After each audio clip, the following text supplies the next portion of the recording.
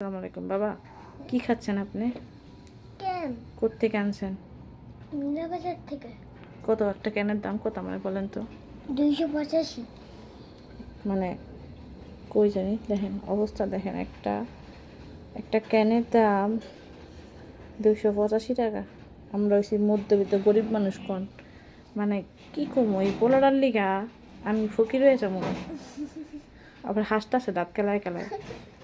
মানুষে মারে এমনি বাস দেখেনি, আমার পোলারে দেখি নাই। দেখেন আনছে কতগুলো স্নিকার্স আনছে, অনেকগুলো স্নিকার্স আনছে। হয়েছে আবার কি চিকেন নাগেট, সসেস।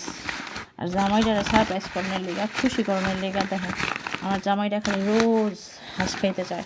প্রতিদিনই বলে হাঁস খাবো হাঁস খাবো হাঁস খাবো, শেষে আর হাঁস আনে না। জামাইটা প্রতিদিন খালি কয় যে হাঁস খাইবো হাঁস খাইবো, হাঁস আর আনে না। আমি আজকে মিনা বাজারে গিয়ে দেখলাম যে বিশাল একটা 2.5 কেজির হাঁস দেখে আমি আর দেরি করে নাই, যে জামাইটারে খুশি করি।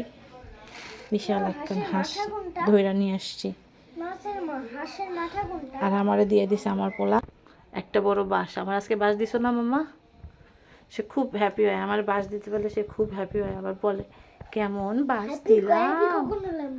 আজকে আজকে বলো না, রোজ বলো না কেমন দিলাম মাম্মা, সবসময় এটার একটা দাও না।